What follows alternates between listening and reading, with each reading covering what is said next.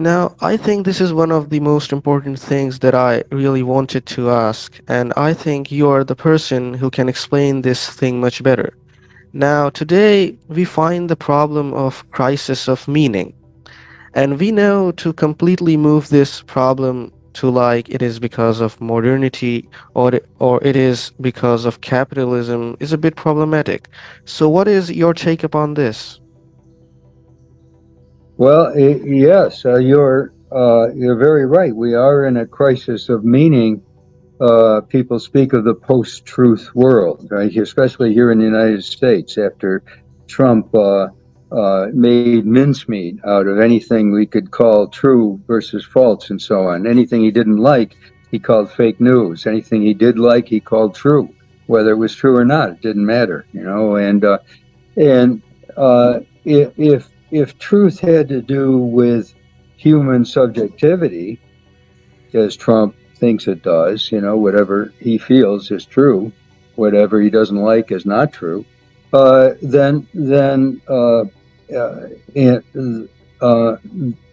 then there would be no truth, right? And the post truth movement, the crisis of meaning in the United States, at least today, has to do with this kind of subjectivity where people just think, you know, if I believe it, no matter how strongly I believe it, it's got to be true. And truth is whatever I believe intensely. And this is just false because in the world of language, as Habermas points out, there are three intersecting dimensions, like three circles, all intertwined with one another. Right. So there's the subjective dimension. It's true that that we have a subjective dimension. You may feel one way, I may feel another way, and so on, and it's inside us. But there's also the inner subjective dimension, where the fact that you and I can sit here and talk with one another and make some sort of sense and communicate with one another has to do with inner subjectivity. It doesn't have to do with our subjectivity, because our capacity for communications, for language, brings us out of our subjectivity into an inner subjective world of dialogue and debate and so on.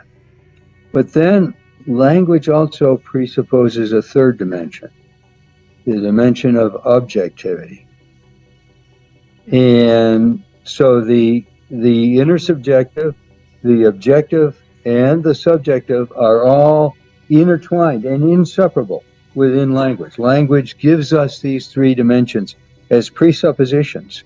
We couldn't talk, we couldn't think, we couldn't do science if it weren't for those presuppositions of those three dimensions.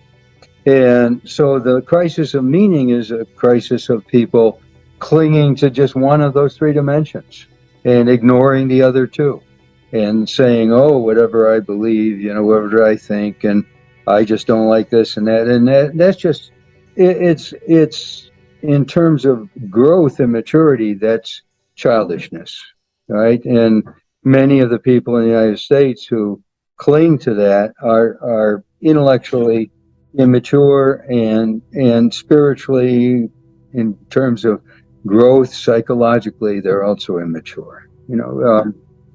Language presupposes an objective world.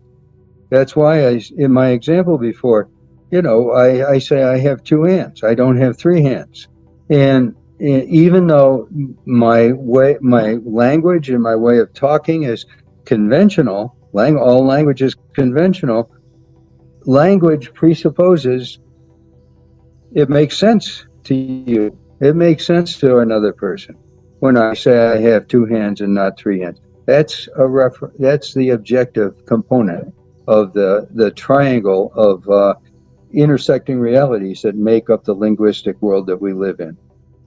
And Uh, you can get this in a very sophisticated form. You can get this by studying the works of Jürgen Habermas.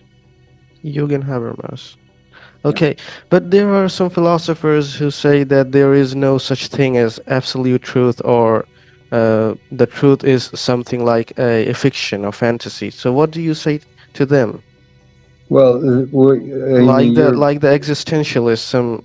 some philosophers.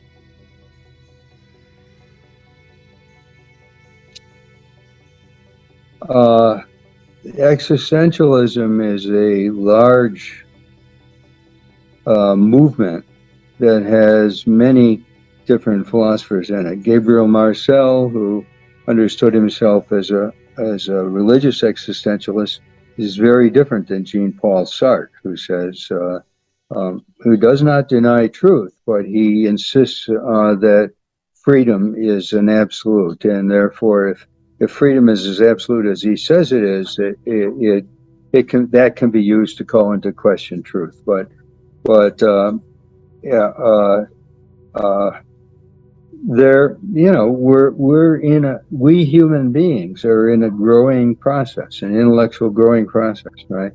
We're not on the level, great as Plato and Aristotle were, we're not on that level anymore, right?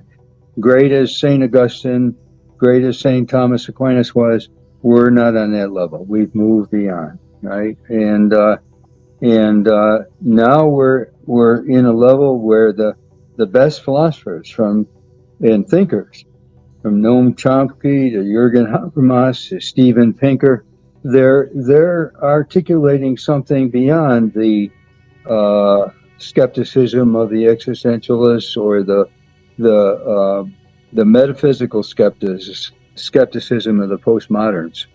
I wrote an article on this very subject a number of years ago. I think it was 1989 or something like that, called a critique of Nietzsche's metaphysical skepticism.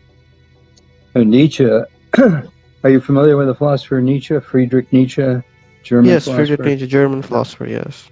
Yeah, and he's perhaps the first kind of a forerunner for proclaiming there is no truth. Es gibt keine Wahrheit, he said, there is no truth. And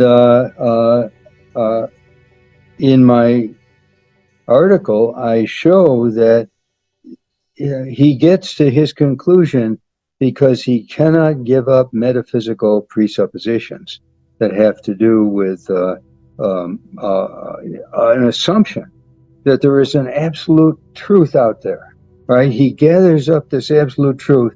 He shows that language cannot picture that or match it, and then he concludes there is no truth. But if you drop that assumption, this is what Foucault does as well, and Derrida. If you drop that assumption that there is this metaphysical realm of absolute truth somehow that we can never reach, that we're trying to get to, and realize the immanence of the world in the conventional nature of the human situation, then truth, ordinary truth, not metaphysical truth, ordinary truth again achieves integrity and becomes something that we can rely on. This can be very liberating. If you study Wittgenstein's work, you'll see how it operates in his thought.